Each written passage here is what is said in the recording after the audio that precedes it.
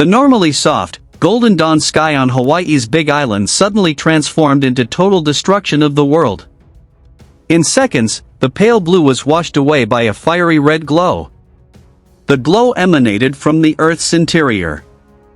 A deep rumbling sound, low, heavy, and vibrating like the beating of a giant heart, shocked the air. Then, without warning, a massive lava ejection shot skyward. It towered 1,200 feet and sliced through the morning darkness like an otherworldly pillar of fire.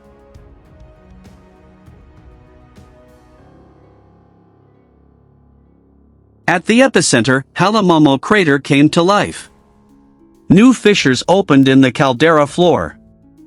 They spewed molten magma that flowed like a river of fire. Thermal cameras captured the extreme temperatures soaring.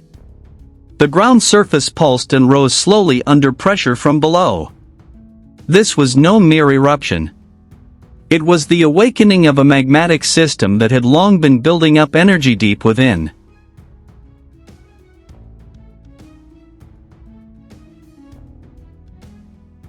Scientific instruments across the island had been sounding the alarm for weeks.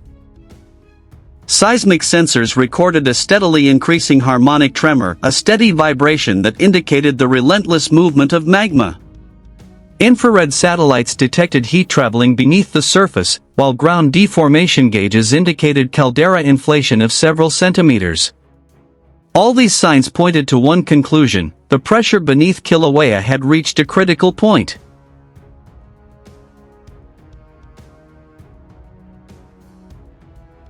As the eruption reached its peak, explosive lava jets shot incandescent rock in all directions.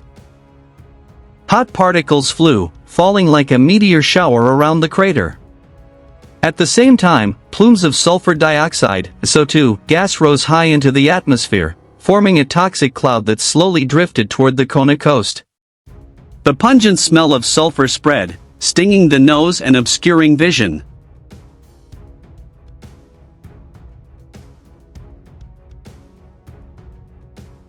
Scientists from the Hawaiian Volcano Observatory, HVO, quickly confirmed that this was no ordinary activity. Real-time data showed that magma was not only rising vertically but also beginning to spread toward the East Rift Zone.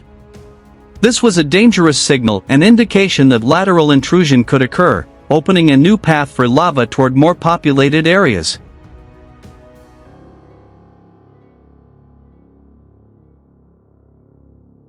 These concerns were not unfounded.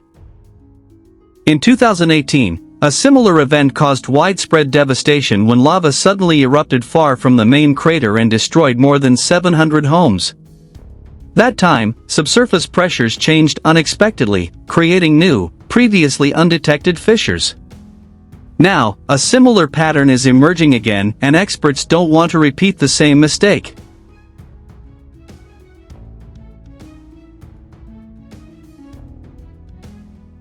This is a highly dynamic system and completely unpredictable, one HVO scientist said in an emergency statement.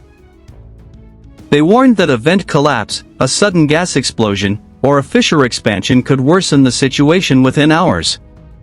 Even without significant visual improvement, underground activity could suddenly become a major threat.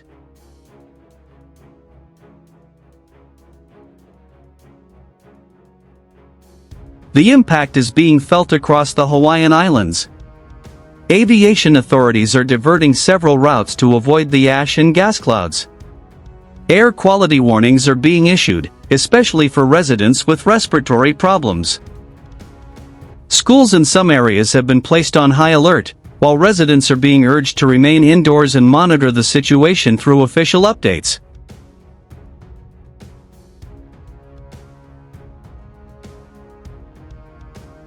On the ground, emergency teams are on full alert.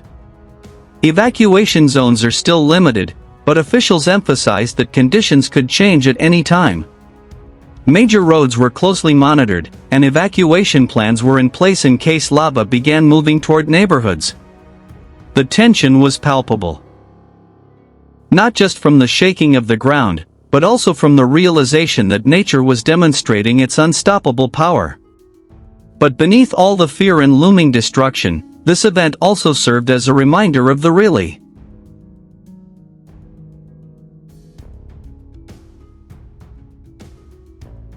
But beneath all the fear and looming destruction, this event also served as a reminder of the reality of living on the Pacific Ring of Fire.